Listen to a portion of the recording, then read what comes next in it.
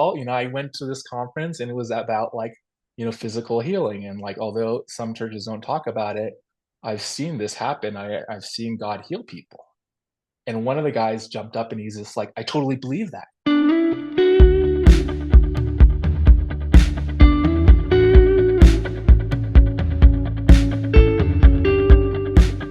Hey everyone, and thanks for joining us for another episode of God is Not a Theory with Ken Fish. I'm your host, Grant Pemberton, and on today's episode, we have another special guest joining us. Ken, you're also our special guest, and you're on this hemisphere. I believe we're sharing hemispheres for the first time in a while, but I'm not sure what hemisphere means, so I could be wrong in that as well, but I know you're back at least on this continent.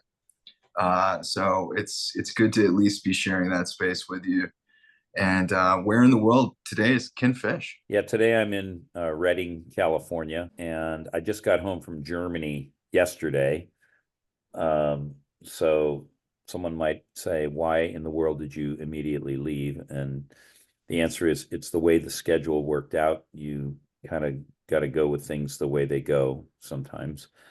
But it was great to be home. I've been away a lot this year due to filming for the school, due to a doctoral intensive, due to a ministry trip in Europe that was about 3 weeks long, 19 days to be exact, but rounded off and say 3 weeks.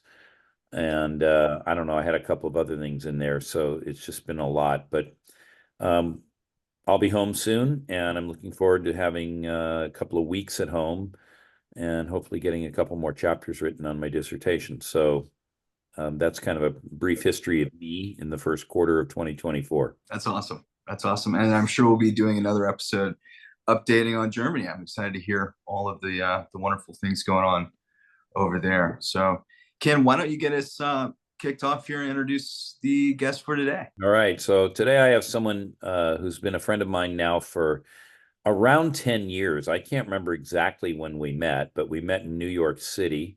His name is Winston Wu. And I thought it would be interesting to have a conversation with somebody who has been, a legit Christian in the marketplace. There's a lot of talk these days about the seven mountains and how Christians need to be making influence in the seven mountains. Um, in addition to that, we in our school have a new topic or subject that we've just released. We're at the first of three courses now dealing with evangelism and disciple making. And so I thought Winston would be a fascinating person for us to interview. So, Winston, welcome to the show. Thanks for having me.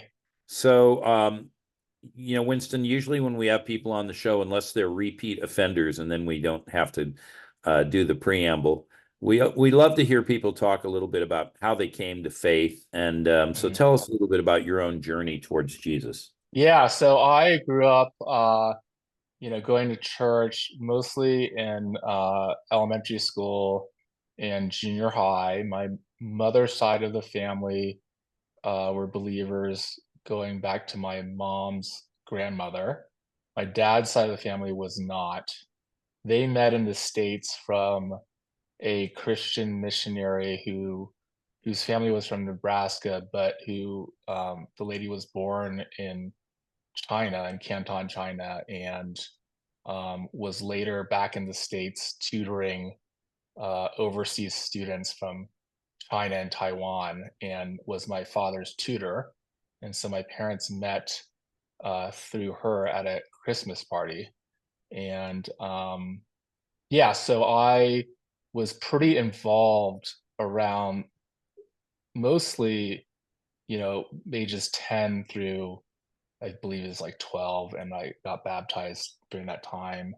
And for me, I think I was just really drawn to God, and I don't think I really understood like everything that was going on, and all. Definitely didn't understand all the denominational differences that were out there. I had gone to, a couple different churches. I was baptized at like um, a kind of like family home church that was like three families that lived on the same block, who ran a church between the three houses. And And then I would say in high school, later high school, I had some friends kind of that were older that moved on to college, and I was kind of hanging out a little more with friends from high school and so on. And I kind of was not involved as much. It was more of a couple times a year, Christmas, Easter, and so forth. I remember when I was in college, I did check out some youth groups there, but didn't really join anything consistently. And then fast forward to when I moved to New York, I was about 30 years old, and about 2 years in, it was pretty clear that God was calling me back. I was pretty focused on my career and work, and thought I was pretty close to achieving the goals I had at the time. And it kind of all got torn down during the financial crisis of 2008.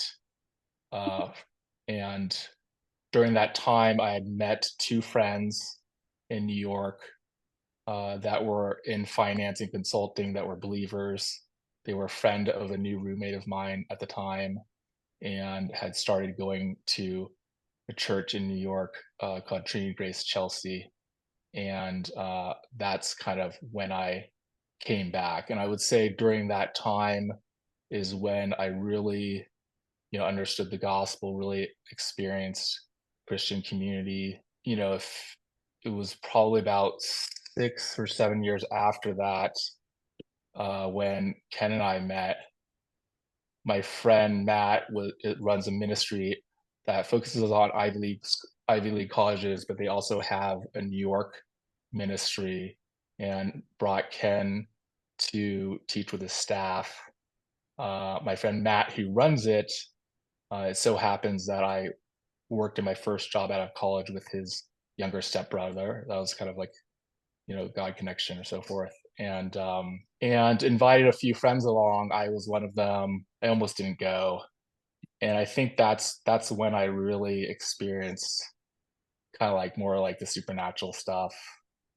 And I had never kind of witnessed, or I'd read about it in one book a few years before, but I just never really knew about it. And so and then from there, after that period, it was kind of like very transformative, I would say. So it was kind of more gradual, between my low 30s and late 30s, and then things kind of like took off after that, I'd say.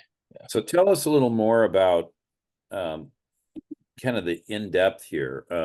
You developed a career in financial services, but you come from a background that's, I would say, unusually religious or observant, maybe a better word. Religious kind of has a negative overtone to it sometimes.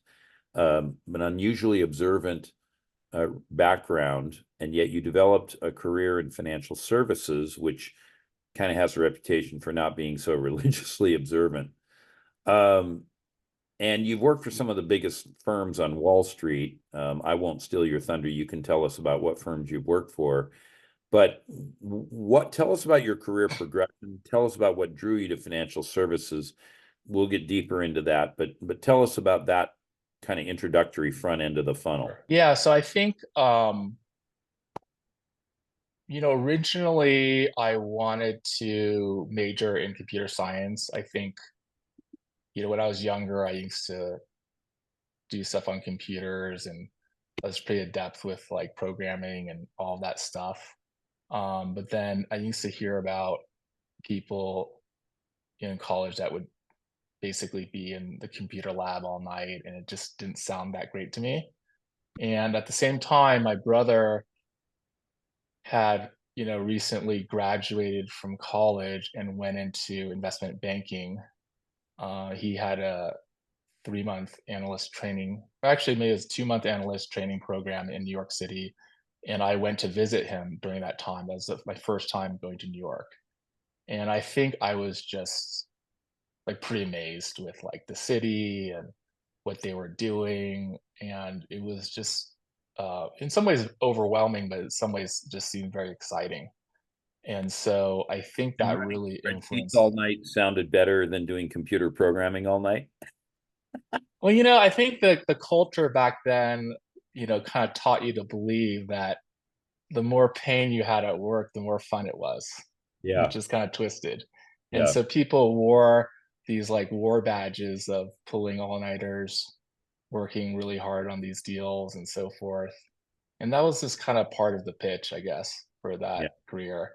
And so, a lot of stories, about people's bosses and this and that, and just a lot of stuff to get you to buy in to that career. And so I think, yeah, so that influenced my decision. I kind of felt, okay, business is probably more practical. So I decided to, major in business as undergrad. There was a program at my college. And that kind of set me on the trajectory to, go into finance. And so, and I would say that, again, during that time, I wasn't really, yeah, I didn't understand what I understand now. And so I wasn't really thinking about the dynamics of, uh, what are kingdom values versus, certain values in secular culture or in Wall Street and how those differ. Like I was too young to like understand all that stuff, and I didn't really understand all that. And so yeah, that's kind of what led me into finance. Yeah. Interesting. Well, I certainly remember that culture, and there is kind of a machismo to the Wall Street life. And of course, there's the pro-offered perks that go with um, being a master of the universe and having Yeah. presumably great wealth. I mean, not everybody makes it, but at least it's there to be had if you do things the right way. So, and then you left Wall Street eventually to become an entrepreneur. You didn't tell us about what firms you worked for. Do you want to omit them, or do you want to tell us? Yeah, so I worked at KKR and another firm called Fortress, and the stories about, kind of how I got there was a very like, God pretty clearly opened the doors. I would say that, you know, even during my time when I wasn't, as involved in Christian community and stuff like that, I would notice things that would happen in my life that I knew God was doing because it was just too weird of a coincidence. My first job, I was interviewing for investment banking. It was very competitive. I didn't have like the, 3.9, 4.0 that was kind of almost required to sometimes even get those interviews. And for example, I got an interview with one investment bank that was like, one of the better ones. And I ended up getting an offer there, but it wasn't till night before the final round interview that I was at a cocktail get together for the people that were interviewing that Saturday. They call it Super Saturday, where they run you through interviews all Saturday, and then they Yeah. pick their candidates. And there was a lady there, and she was, older than me and had already started working, was already working at the bank. And she said, "Oh yes, I remember.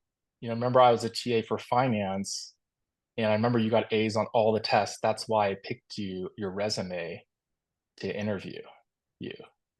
And I thought to myself, "Oh, that's weird. I got a C plus in that class. What is she talking about?" It was actually one of my worst classes. And it wasn't until later I kind of thought about it some more, and I realized that, the business major, I went to Berkeley, the business major there is about 250 people per class. It's a small class. And I realized there was a guy named Kingston Wu that was, only applying for accounting jobs, not banking. And I realized she must have got me mixed up with Kingston Wu because he probably got A's on all the tests and got an A in that class. maybe things like that and things that would show up even that Saturday in the interview. Some of the questions they asked, it was almost like Slumdog Millionaire. It's like he knew every question because of just the event that happened. And so it was pretty clear it was like kind of like teed up, you know? Um, and even getting my job at KKR, Explain I to our listeners who KKR is. You and I both know who this yeah. is. Many of Yeah, them. so KKR is there was an industry that developed, I guess maybe it started in the 70s, but really became big in the 80s, called LBOs, which stand for leverage buyout. And it was basically, I guess, I don't know the whole history, but in a nutshell, it was a new form of financing for private equity deals where, these firms, these private funds could buy these kind of larger companies and simultaneously with buying them issue like a large amount of bank debt financing that would basically allow them to buy up companies with much more leverage and much less equity than they normally would be able to. And this became a very big business, especially in the 80s, and with all the extravagance of Wall Street in the 80s, generated a lot of fees and all sorts of stuff. And so KKR was founded by two cousins, Henry Kravis and George Roberts, and a third partner who was older than them but didn't really stay on, but they kept the name, and so that's their initials. And they were kind of the most prestigious kind of private equity firm. They had done one of the largest deals on Wall Street at the time. Blackstone kind of came up and kind of became bigger later.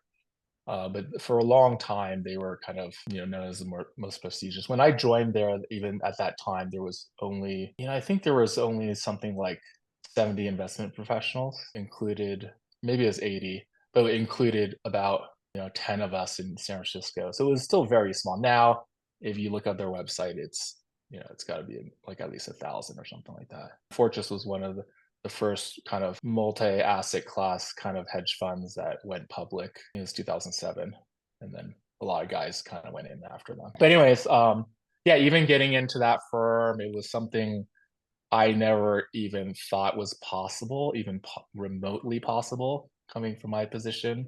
And it just so happened that I had, after banking, I had gone into the mortgage kind of bond credit capital markets sector. And it just so happened that a team was formed by some executives from Wells Fargo Bank to start a San Francisco office for KKR, focused on public debt securities. This was kind of one of the first new business involving public securities for KKR. And as part of that strategy, they were running a mortgage strategy. And I was, in San Francisco already doing this at a mortgage REIT. And so I had kind of tried to find out who was over there. And it turns out that the person that was running a portfolio was an old coworker of my brother's, and they used to sit next to each other. Oh my And word. so I kind of cold emailed him and said, "Hey, I'm Henry's brother. Love to talk to you. I'm working on mortgage credit at this firm in San Francisco." And they immediately brought me in. And the funny thing that happened was at the time when my brother was working with this coworker, he kind of decided to like quit his job and move on. And what ended up happening is that same exact thing happened a few months later. That person quit, and then they gave his job to me. And so it was very clear. I mean, that stuff doesn't, it's just like history repeated. And Yeah. I happened to just be in there at the right time, and I had already interviewed with them. And So when that happened, they just called me and hired me right on the spot. Well, there's a saying, it's not what you know, it's who you know. And a big part of success in almost anything in life, I think, is networking, which is what you were doing, albeit in a maybe less aggressive way than some people go about it. So when I hear you say all that, on the one hand, it doesn't surprise me. And on the other hand, we know that God's in relationships, and so God worked through those relational connections you had to put you where you were placed. That's right. That's right. Yep.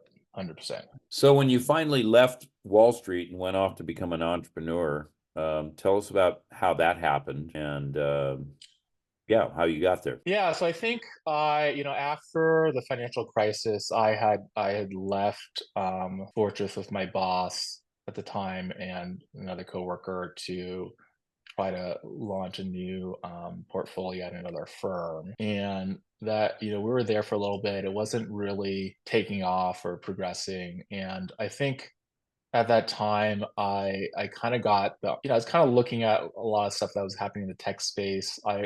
Again, with my background in computers, like I said before, I wanted to major in CS, and I actually did technology banking right out of college. And so, I was always interested in what was going on there and always kind of felt like I wanted to do something more entrepreneurial.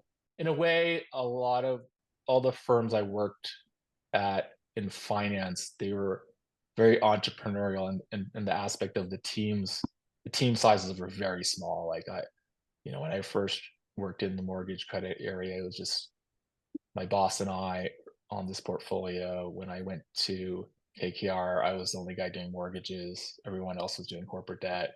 When I went to Fortress, we had like a 4-man team. And so they were kind of these somewhat startup environments in some respect.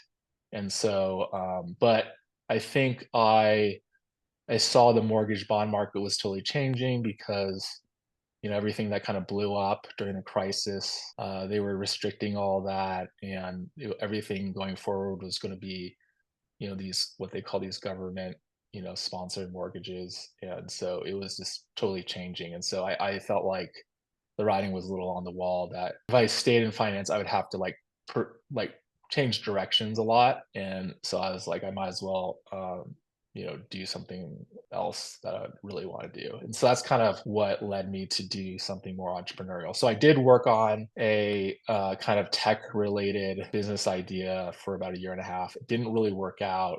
It was a little bit outside of my domain expertise. It was a good learning experience. And then after that, I partnered up with an old colleague of mine who was investing in single family real estate. What had happened is with the backlog of foreclosures that happened in the crisis, people started to buy these foreclosed homes at auction, and many of them needed a lot of renovation work. So it kind of created this distress opportunity in single family real estate. And these, individuals that started doing it, some of them kind of scaled it a little bit and looked to Wall Street for financing. And then because of that, some of the large Wall Street firms like Blackstone ended up buying these guys out and then scaling the business even further. And so I was doing that in 2014, and my old coworker had done a first fund. I partnered with him on a second fund. And so that's kind of the industry I went into. And then now, that was a while ago, and now more recently, I got reconnected with an old coworker of mine from KKR, and we're working on a new portfolio in that space, but with a different strategy. Yeah. Interesting. Well, so the thing I want our listeners to take away is that in your career, perhaps improbably, certainly providentially, you were there for some of the biggest news stories of the last decade. We're about 10 years on from 2014 right now. We are exactly. And, you were there for Blackstone, KKR, the blow up of the bond market. You kind of rode that wave. You survived it until you chose to exit it. But the thing that many people like, they see movies on it. They see movies like Wall Street, or I don't know, there have been some others made, Bonfire of the Vanities. So you've been around that world, and to have entered it and seen it gives you, I think, some unique perspectives that many would not have. I think a lot of people talk about what it really means to be a Christian in the marketplace, but they haven't actually had to do it, and you have had to do it. So let me use that commentary to transition us. Wall Street has a reputation for being a cutthroat environment. Maybe I should say particularly cutthroat. Take no prisoners. What was it that Gordon Gekko famously said in the movie Wall Street? Greed is good. So what does it mean to, in practice, to live in that kind of an environment as a Christian? How do you do that? What did that look like for you? I mean, I've answered that question in other settings when people have asked me, but I'm not you, and so I want to have you give your perspective on what that means, because many of our listeners are Christians who have to exist in their own version of very difficult environments. And they're trying to figure out every day, what does it mean for me to be a Christian? How do I present the gospel? How do I live as a light in the world? What does it mean to be salt in this particular environment? So how did that look for you? Yeah, I think I was probably somewhat oblivious to a lot of that for a while, partially because number one, I started my career in San Francisco. I would say, it might be different nowadays, but at least back then, more of that cutthroat culture of Wall Street is tends to be very, very like New York centric. Yeah. Uh, people in California, they're on the scale, they're pretty like honest. There's not a lot of spinning of things and a lot of bait and switch or whatever you want to call it. And so I didn't really experience more of that till I got to New York. And I didn't really understand it. Again, I was kind of naive. I remember going to New York, and both my boss and my old coworker, they had both done a stint at UC Berkeley, and like my old coworker Jeff was just like, "Why did you move here? Why did you leave like California is great. Why did you even come here?" And and it was just funny. I had another guy say that even when I was interviewing there. Anyways, and so I think I didn't really understand like some of that until I started to see it while I was there. And even then, I didn't really understand some of that stuff until I heard like the backstory of what happened in this situation or that situation and so forth. I would say that the only thing I experienced is that I feel like God gave me like I kind of had a sense of some of the macro things that were happening. Like for example, at KKR in San Francisco, I remember just noticing from what some people said that there was something starting to happen, something that was bad happening in the mortgage market. And I felt strongly enough to call a meeting with my bosses to kind of look at our portfolio and seeing the jump in delinquencies and try to decide like if there's something to do about this, if there's a problem. And ultimately they decided not to do anything.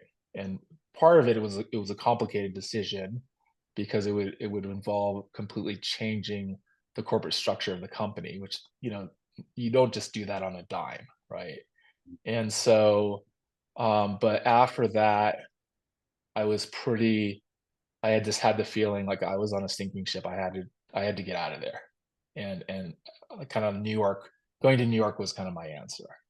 And but I look back and I similar thing happened at Fortress, and I look back now and I think when you say okay, what's the role of being a believer in the marketplace and stuff like that. I think I look back and the way I look at those situations is like, hey, if like God's showing me something that might be happening, like how persistent should you be at like warning people, you Yep. know? Yep. And like I get it now. I didn't really understand it at the time. I was young. I just didn't know if what I was feeling, like how strongly that would happen and all those things. But now I know, And so I think the lesson learned is if something like that happens again, I'm not just going to bring it up once or twice or three times. I'm going to be all like peppering them, like my coworkers or business partners or whatever it is, until I get through, you know. Um, so that's kind of how I kind of look at that now. But I think in other jobs, as a believer on Wall Street, yeah, there's probably times people are challenged with their like integrity and all sorts of things, right, like that. And so um, I think it requires to like have like a strong identity, like know who you are, know who God has created you to be, know what your calling is, and be really grounded in those things, and being very prayerful and being very like durable in terms of like walking through difficult situations and trusting that God's going to provide like answers as you walk through it. You're not going to have them necessarily right away, but you have to kind of put yourself in the lion's den, so to speak, and Yep. be willing to do that. So when you talk about putting yourself in the lion's den, obviously there aren't any real lions wandering around on Wall Street, Yeah, but there is a metallic statue of a bull and another one of a bear down there, right across from what was the Merrill Lynch building. sure. I mean, I can remember when I was working in that environment. One time I pulled a couple of all-nighters back to back. Certainly an all-nighter was not, nobody even really batted an eyelash if you had to do that. Two might be a little unusual. Three was very extreme, but it happened now and then. And people just sort of did what they had to do. Again, it was part of that machismo culture. So are you actually suggesting that God might put someone in a position or a job where, like, they might be expected to pull an all-nighter as a Christian, or that they might be in a situation where there's conflict in the office and they find themselves in the middle of maybe not in a mediating role, but they may find themselves in no man's land with both sides shooting at them. Are you saying that God might actually do that to a Christian? Yeah, 100%. I mean, I think, yeah, for sure. I mean, I think in some ways you probably expect it. And so, yeah, because, I think God will call believers into certain roles that most people wouldn't either be equipped or be willing to do. And so that can be part of the job, I mean, and, and if you shy away from it, it it can affect, those around you, your coworkers, your team, in potentially a negative way. And you might be the only solution. Like might be the only person to say something or to Right. act, do the appropriate thing. It's not like, if you're on a 10-person team, it's not like there's like a lot of options, right? So I think part of the message that somebody like you can bring is that being a Christian is not, it's not always a cakewalk. And sometimes God puts us, I'd say, on the firing line with the idea that we are his solution to the problems at hand. You mentioned feeling uncertain about what was going on in the mortgage market. You convinced your bosses that there need to be a change of strategy. That's a risky move. If you'd been wrong, you might have been fired. Probably would have been fired, knowing the way it is on Wall Street. But in the end, you were right, and it was a tough call to make. I mean, you had the courage of your convictions, and you'd done good analysis on that. But at the same time, I mean, you were the one who had that piece of wisdom that saved the day. And so, Mhm. um, I think sometimes for people who are Christians, we've been conditioned by the preaching we hear and some of the sentiments that are noised about by our friends, that when we're following Jesus, everything just seems to fall in our lap. we never really break a sweat, and in the end, God just will cover us. But I think the Bible gives us a different point of view, and your experience confirms that what the Bible says might actually happen to us. Now, again, you survived. I'm not saying that, you were slaughtered in all this, but I think sometimes we have the wrong expectations. And I don't think Christians realize that sometimes the best way they can serve God is by serving their fellow man and their company. Yeah, I mean, I think it just, thinking of like the stories of like Joseph and Daniel, I think for a believer in a marketplace that's a little more like harsh or competitive, I think in some ways, God gives grace and gives like opportunities that might kind of fall in your lap a little more, or maybe ways out of things that would be really tough. But at the end of the day, you're still in that ecosystem, which in itself is not a cakewalk, right? And so um, I don't think believers are called to just avoid the whole industry altogether, right? I mean, whatever the industry is. And so, yeah, that's how I kind of look at it. Yeah. All right. So let me ask you a question, because I've certainly had what I'm about to ask you. Have you ever been confronted in your professional career with an ethical dilemma, which was a clear boundary violation for you? You weren't willing to cross that boundary. How did that get resolved? Were you fired? Did you resign? Or did you work it out with your colleagues, your boss, whoever the concerned parties were? What did that look like? Yeah, so I never had a situation like that. I think, I was on, what they call the buy side, which is means that you're a client typically of the Wall Street banks. Um, typically you would see more of that kind of stuff on the sell side, meaning like, where banks are kind of doing transactions to with their clients and stuff like that, and might, be doing things that are a little, precarious or spinning things or whatnot.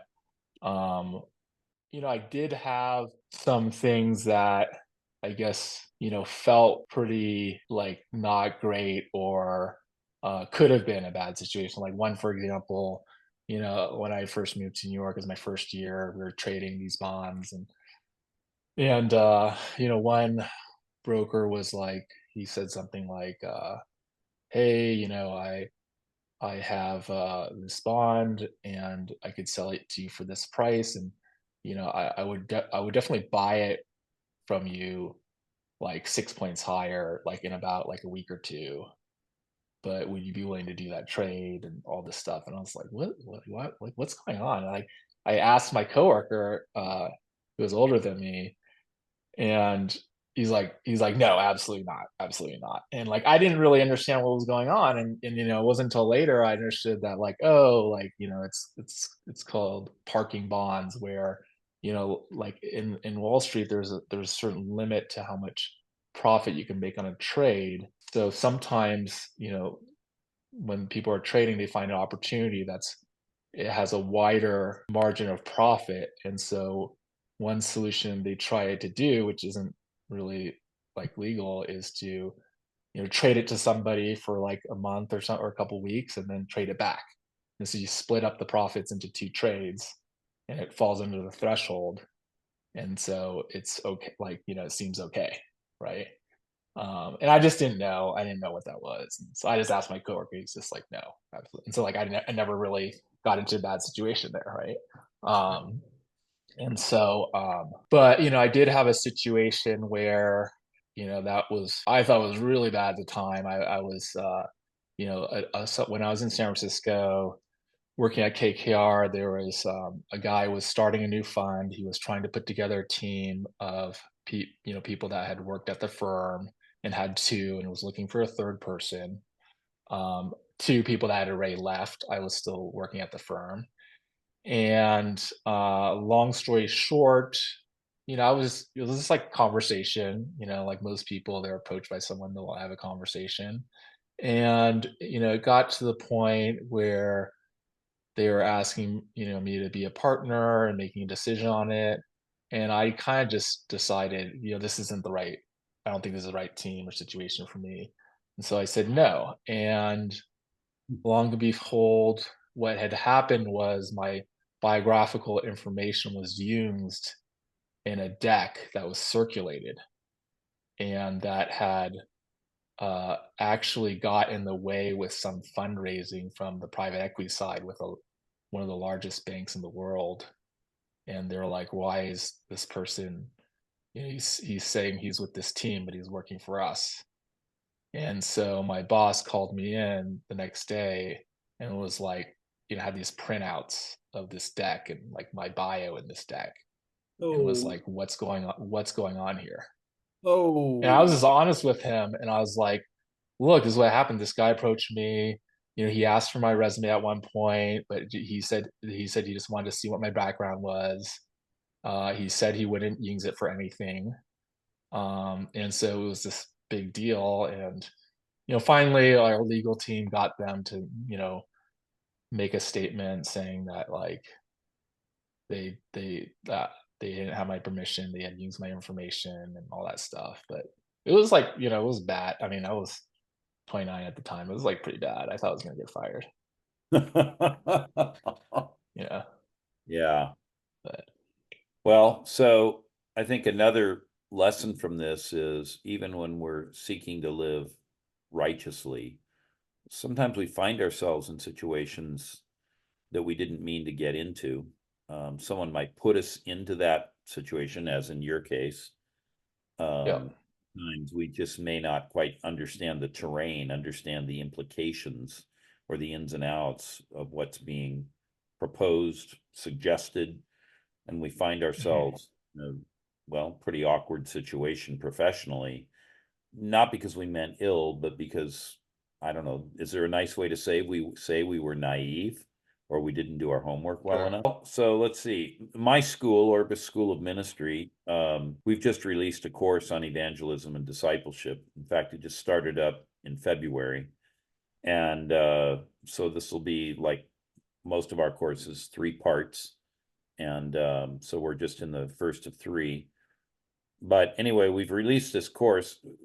Tell us a little bit about what it looks like to engage in evangelism in a professional setting such as Wall Street. How did you do that? What did you find challenging about it? What did you find rewarding about it? How did you deal with people who weren't particularly interested in hearing about the gospel? They had a completely different agenda. Yeah, so I think after, my experiences, around the 2015-16 area, it really changed, it really changed my worldview in like a real tangible way. Like all of my friends know my story, Christian, non-Christian. I don't sugarcoat it at all. I don't kind of, all yeah, all my non-Christian friends, they know about like, I talk about like my deliverance, all those things, and whether they believe it or not. I honestly just talk to them like they're Christians. Like I don't really talk to them differently that much, to be honest. And I have had some awesome experiences, for example, with two of my bosses. One of my bosses in my second job out of college. This one time I could tell like something was like not right. And, one morning I was just praying and I felt like God brought him up and I was like praying for him and all this stuff. Um, and then like a few years later, I went to visit him and it turns out that, him and his family like started going to this church, and his kids were in like Young Life and all this stuff. And I was like, wow. And then we ended up like, I ended up going with them to their church on that Sunday. And it was pretty amazing. Like, this is something I would have never, ever thought. I mean, this is just, especially in the industry. Okay. Another time I was in London, and I was there for these like HTB conferences, and my boss from Fortress had moved to London and started a fund out of there. I was doing very well, and I went to go meet with him, and I kind of had this feeling like this was like I was supposed to share like kind of what happened to me and like my journey and all this stuff, and I did. And part of that, I had these like videos from my apartment where there'd be like these like orbs kind of flying around in my apartment. I think we talked about that before, Ken. Anyways, and I kind of showed him this footage, and he was really taken back. I mean, he was like shaken. Okay. Um, and anyways, it did affect him. I mean, it's kind of a longer story, but he ended up he started a business in the Middle East. I think he had been talking to some people there, investors there and stuff like that. But anyways, he did, in a way, I mean, believe in God, but he became a Muslim. Came to find out later, our last discussion, we had this big debate about Jesus. So it's really changed a lot. I mean, if you can imagine, like I'm literally like going from talking about capital markets to like debating, the humanity and godness of Jesus. And like, he grew up in a Unitarian church. I didn't know this. I didn't even know what a Unitarian church is. And so it was interesting to see like, oh, like, it's like in a way, there's like that transition from Unitarian to like Muslim. But anyways, the bottom line is like, yeah, there had been, that was like another example because, before that, he was definitely, like living a secular life and all that stuff and all those things. And so, but I think for me, I'm like somewhat aggressive on, sharing things when I can, when there's opportunity. I find that sometimes even if I'm a little over the top, they just don't remember what I said. Like, it's like months later, they don't even remember what I said. They're not like, oh, that crazy guy Winston was like talking about like casting out demons. I was like, they just forget kind of. And so I realize that people kind of forget because I'll be like, oh, remember that time I told you that story about this or that? And they'd be like, no, I don't remember. And so I realized like, oh, I could be actually a little more aggressive now because they're just not, if it doesn't land with them, they're just going to forget it anyways. And so I try to be a little more aggressive, I guess. So it is a true statement that when people hear something they didn't expect to hear, they naturally filter it out. And people who are cognitive psychologists, people who specialize in worldview, all kinds of people like this discuss this phenomenon. So it doesn't entirely surprise me that you could say something completely out of the box and they don't remember it a month later, because it wasn't what they were expecting to hear. It wasn't the norm. So I guess in some ways that can work in your favor. When you're speaking evangelistically. What were your top challenges in living evangelistically while you were on Wall Street, or sharing evangelistically, maybe if you want to say it that way? But maybe you think of evangelism as more of a lifestyle than an event. But however you categorize it, and whatever those challenges were, how did you overcome those? What did that look like? Yeah, that's a good question. I think for me, I think a lot about because the people I know on Wall Street or like my friends who aren't believers, I know them very, very well. Okay. And I know the perspective in which they see things, how they think about things, and all of that. And I think one of the biggest things in my eyes is that the typical, some of the typical evangelism, I think, has too much like it sometimes can have maybe arguably too much like in embedded like Christianese language or certain like Christian cultural stuff, Yep. which they're not going to understand. And so I've thought a lot and have kind of tried to test different things to like understand like like what messages kind of they can understand and receive, from where they're coming from. And so for example, like one of them is this like, okay, like, the typical things like, hey, did you know that Jesus died for you? He loves you. You should follow him. And it's like, okay, like, most people in our generation, especially now, and in the Western world, like there's no understanding or idea of like blood sacrifice. Like, why does that even have to? Most people are like, "Hey, I grew up in America, man. I'm like, I'm from Cali, and like, what's this? Like, I'm a good dude. Like, what's this? What are you talking about? This blood stuff, And it's like, there's just like, it just like flies over their head. It's just like, what? Yeah. Like, what? Like, that's like, what Mayans did and all that stuff. Like, they don't, there's just no understand. There's just like, there's kind of like, I think the normal view is that there is no need for any kind of sacrifice for sin or something like that. Yeah. Like, that's not even like on the board for people, right? And so if that's not on the board for people, then how do you explain, why Jesus died for you and all these other things? So there's like a lot of stuff going on there that I think, I don't know if like the typical answers really work for everybody. Hmm. Yeah, and like people on Wall Street are pretty sophisticated. They're pretty intelligent, and it's just like they're not going to go for some of that stuff, if that makes sense. Yeah. So I think a lot about how would I just explain something to like someone that just has no like Christian church background and any of that stuff, and like how would I really explain it to them, which where they would like really like get what I'm saying, and so I think there's some of that. I think those are real challenges. And I was going to say, I don't know if those blocks, if those barriers, I don't know if they're restricted to Wall Street. They might be broadly within Western society. Yeah, like I was, doing the debate with my old boss. He was like debating Jesus and, is Jesus really God or a prophet and all this stuff, right? We really got into it, and I was trying to explain to him, the idea of like original sin from Adam and the generation, the passing on the generations and like the need for like a blood sacrifice to reverse all of that, right? And like he kind of understood some of that, but like not totally, because otherwise it's just okay, then we just follow a bunch of religious rules and then we're like saved and good people now. Like, Yeah. no, that's not how it works, right? And so I think that's a pretty key thing. How did you finally get that resolved? Of course, the one guy, maybe you're talking about the same person, the one guy became a Muslim. But this discussion about Jesus' blood sacrifice, how did you resolve that? What did that look like? Well, we just had like one.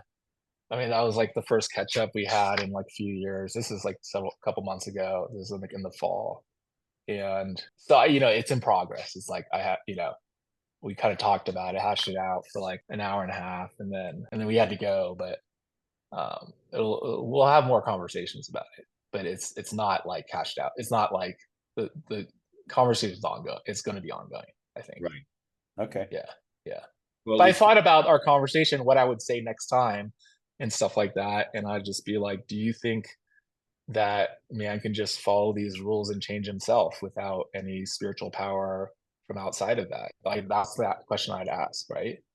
And then things like that, things in that nature, right? well, I like it that the conversation's ongoing. It means that even if you haven't found agreement, you also haven't lost the relationship. And if it's an ongoing conversation, who knows what the Lord might do with it down the road. That's right. That's right. All right. Well, so during the pandemic, you left New York, you moved to Colorado. From a distance, it looked like you went on a 2-year long ski vacation, but I think over a bit now, and you're sort of recalibrating. What are you doing professionally and personally living in Colorado? How's that going? And how are you passing the days? Yeah, so I'd gone through this period where this is kind of like about a year, maybe like 2 years before COVID, through about 2 years ago, um, where it was like, I guess the best way I would describe it is that I kind of like taken this break that turned into this long sabbatical, and I think it was a period of rest that I didn't think I needed, because I think normally I'm the type of person where like I like to be like active, like doing stuff or like learning things or challenging myself. And so sometimes, I think historically, the more I'm doing that, the more energized I feel. And then there's no notion of like, oh, do I need a break or like whatever, because I'm just, excited and engaged and all that. Right. And so I think I needed a break from things. And so a little bit of it was break. I think a little bit of it was like slowing me down so I can like be more present and be more like, sensitive to what God's doing or and stuff like that, right? But yeah, it kind of got to the point where like I was trying to get back to work and I kind of really missed being like working on things with the team and being engaged on something where I mean a lot of people they get some kind of like work is a certain aspect of life, and I think I just gone through a period without that, and wanted to kind of feel like I'm doing something, adding something to the world and all that stuff, right?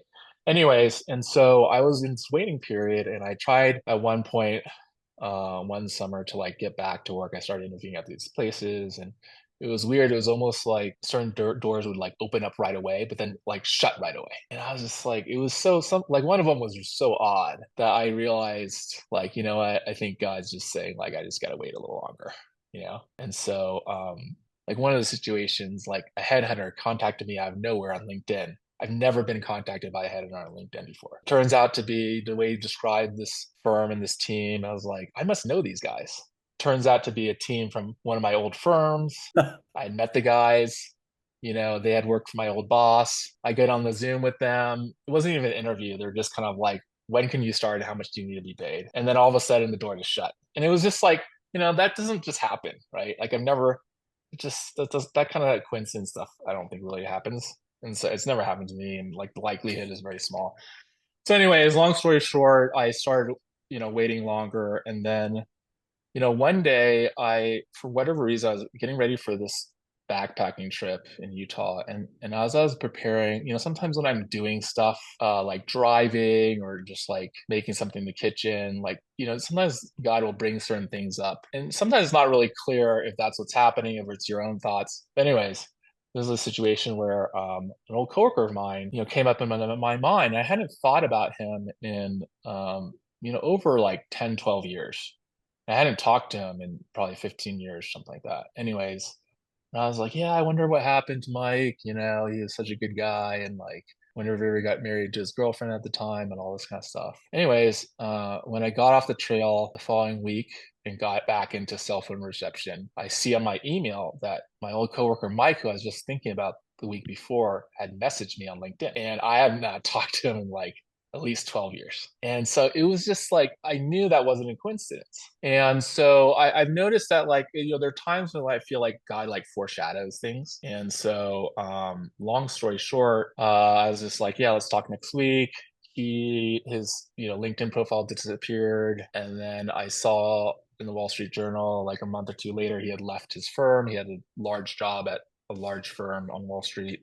And then it was until like several months after that, I woke up one day and I was like, oh, I wonder. The first thought in my mind was like, I wonder if he's back on LinkedIn. And so I go and check, and he is. And then I message him, and then we talk for an hour and a half. Fast forward till now, we decided. Turns out that the business I was doing before, the single family rental business investment, he was always interested in this business. Tried to do it at his previous firms or pitched internally. They didn't want to do it. And he had an idea for like a differentiated strategy. We started talking about it. We decided to partner up on it about like a little over a year ago, and have been working on starting this business. We've been kind of waiting on the market a little bit, so it's taken a little longer. But that's what I'm working on. And so it's kind of might be this re-entry into Wall Street in some ways. And it's funny, I had some dreams even before this happened. Like, remember one dream I had was like, in the dream, there was my old office building at KKR, and I still had the key card to the elevator, and I was still able to like go upstairs to the office and all this kind of stuff. I felt like it was like God's just saying like, look, you still have like I still have given you access or something like that, right? And like some of the dreams seemed like, hey, maybe I'm going to be re-entering that world. And so we'll see. It's still kind of like see how it plays out. Well, you're still young enough; it could happen, and job skills don't necessarily go dormant just because you've been away for a while. Sometimes people think Yes. but That's not necessarily the case. It helps that it's a warm lead, obviously. But anyway, I'll be interested to see where this goes. I've always thought you would be back in the money game and that you would be enormously successful. So this all kind of fits where I thought you would end up going eventually. Yeah, and I think, and I think what you said, like, first of all, on the skills, like, this is one of the counter kind of cultural things, Wall Street culture versus kingdom culture. Kingdom culture is like, yeah, your experience and your work it never like just disappears or diminishes. In Wall Street, there's this idea like if you have like a 3-month gap on your resume, you're worthless. Right. Like no one's gonna talk to you. Right. That's like the belief system. So those two belief systems are completely counter to each other. And I think as a believer, you have to believe, the right thing, you know. And like for me, like I know my experience is unique. I know I haven't forgotten much at all. I remember everything almost. Not everything, but like I remember a lot of it. And even just working with my business partner over the last year, it's just like back to normal. And and then the other part of it, as I would say, is that I think before I came back, to church and stuff like that. A lot of Wall Street culture can be like very self-centered. Like it's like where are you going, your career, like what can you make for yourself, like blah blah blah, like all this stuff, right? And I think, around last couple of years, there's just thoughts that would come to me about, and I think it's God speaking to me about, just like stewarding and like things like, look, if me and my business partner build this company, obviously, we're serving our investors, which are people and relationships, right? That we're stewarding their capital, and we're doing it in an upright and transparent way. We're not trying to like gouge them with all these different fees and stuff like that. Make it simple and have the right like alignment of interests. Sometimes in Wall Street dealings and deals, there can be these misalignment of interests in many different ways. Is something my business partner is very passionate about, is having the right alignment, not being excessive. But also, I realize that on Wall Street, a lot of people that go to work there, a lot of time their community and almost like their family is like their coworkers and the environment that they work in. So I think that part of the responsibility as a believer, if you are to have a business where you have employees, is to take on that role of like mentoring them, and growing them, and like looking out for their best interests and like things like that, right? Like almost like a shepherd does to their flock, right? And so I think that is like part of it. And so I think I realize that now, and I think I understand, like, if we were, if this thing is to grow and we have employees and this and that, like that's going to be part of the calling. Yeah. Yeah. I think that's very well put, and I think that is I think that's oftentimes what happens in a secular workplace. I can remember one friend of mine used to say, I want to be a pastor to the unsaved. And so whether we're looking out for our investors, whether we're looking out for our employees, whether we're looking out for stakeholders in the community, we want to be about doing the good of the Lord in whatever we put our hand to, and that includes in the secular world. And it's not divorced from us purely because we don't happen to be inside the walls of the church. We continue to live out those values even when we face headwinds and opposition, or when somebody inappropriately puts us in a pitch deck or whatever. We have to hold those standards and not deviate from them. And that's, I think, an important part of how we live the kingdom of God in the modern age. Right. Well, last question, and then I know we got to cut you loose because you've got another engagement you've got to get to. What advice do you have for believers who are seeking to live in the world while not being of it? Any, pithy statements or last minute observations?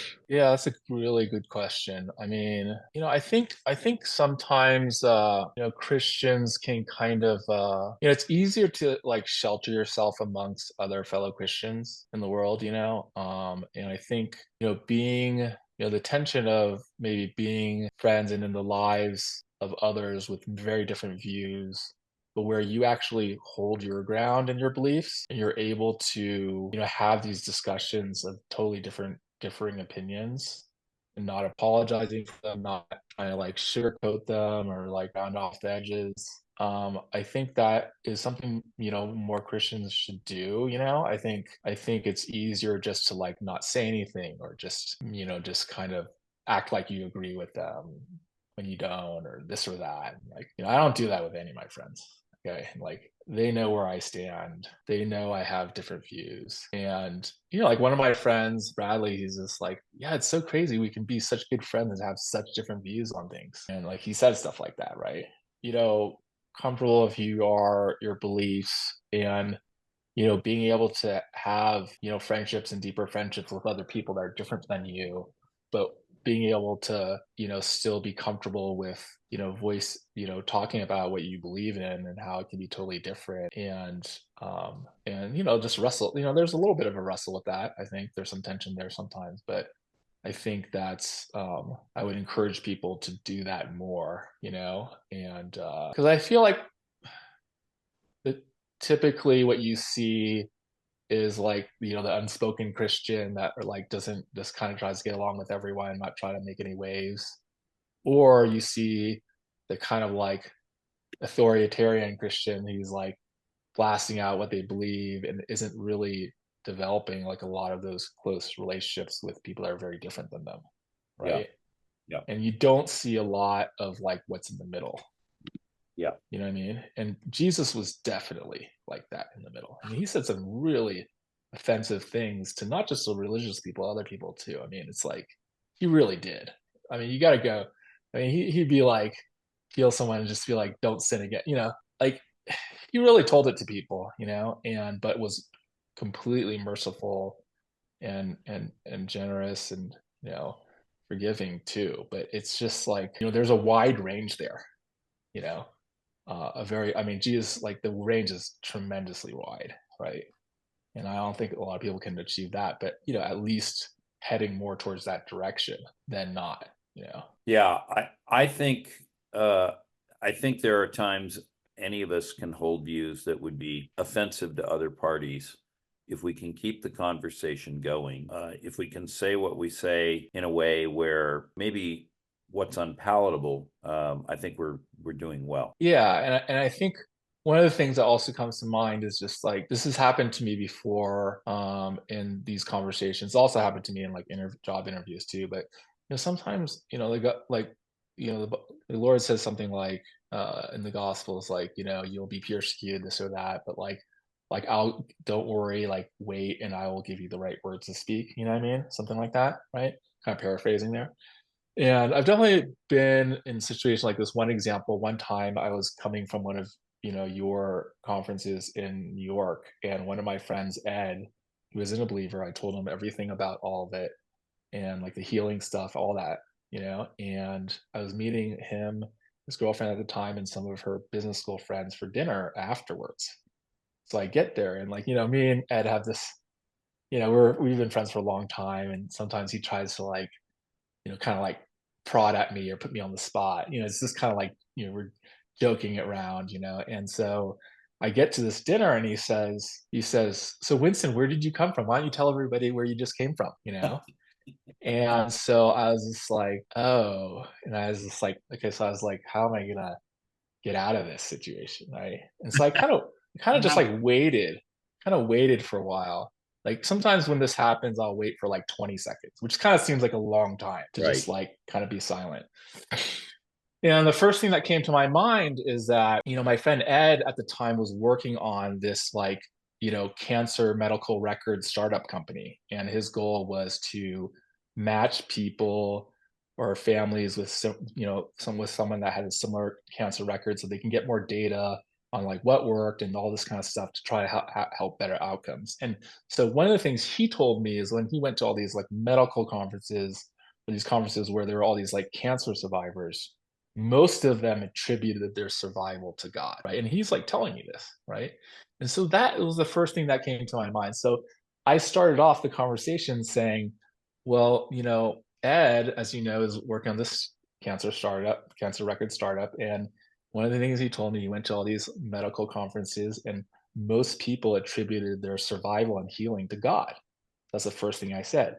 And so like Ed jumped in there. And he's like, yeah, this is true. That's exactly what happened. And then like the other people were like, yeah, I believe that. Like yeah, I could totally see that, you know? And then I said, well, I went to this conference and it was about like, physical healing. And like, although some churches don't talk about it, I've seen this happen. I've seen God heal people. And one of the guys jumped up and he's just like, I totally believe that. I totally believe that. And he even said, where is the church that does this? I want to go. And so, I think just that was really, I was like, wow, and like, so sometimes just like waiting, to see if God will give some direction on how to start these conversations, it can, I don't know, it can come out differently, right? So, Well, I mean, what I hear you saying in that is you need to be open to pursuing a discussion or pursuing what's going on with the idea of you don't know where this is going to go. So don't have preconceived notions, because in the end, it may turn out fine. Underneath everything you've said, I've heard you implying that sometimes maybe we're a little too rigid. We're a little too, I don't know, dogmatic. We are too sure that we know the answer or the outcome in advance, and we may not. And so we have to be open to the possibility that what we think will happen won't actually happen. And we also have to be open to the possibility that if what we fear may happen happens, maybe God could redeem that somehow. yeah, and like, look, the human brain is not exactly a great modeler of the outcomes that happen in the world. You know what I mean? It's like, you have to just kind of like, live things out, right? It's not perspective of outcomes, then you're more likely just to be like limiting yourself in general, right? Like, that's just kind of the way it is, right? And so, yeah, I think, yeah, like being flexible, being open to what God's going to do, putting yourself out there, putting yourself outside of the comfort zone, like all of that stuff, I think is probably part of it, Yeah. Yeah. Well, Winston, thank you. I really appreciate your taking time to be with us today and to share your insights into life in the real world. And I don't know, this has been an interesting conversation. And I have to say, we don't have enough of these kinds of conversations with people who are outside the theological bubble. So it's been really refreshing to have you on the show. Grant, do you have anything you want to add? No, that's great. Just keep up the good work, Winston, and hopefully I'll get to see you back here in Nashville at some time soon. Sure. Yeah. And sure. Yeah, thanks for having me. It's been a great discussion, and happy to do it anytime, Awesome. Well, thank you so much. And Ken, thank you very much. And thank you all for listening to another episode of God is Not a Theory with Ken Fish. We'll be right back next week with another episode right here, same place, same time. If you are interested in exploring courses with us at Orbis School of Ministry, click on the link in the description of this podcast or go to orbissm.com. You can also send any school-related inquiries to our registrar, Joe McKay, at joe@orbisministries.org. That's JO@orbisministries.org.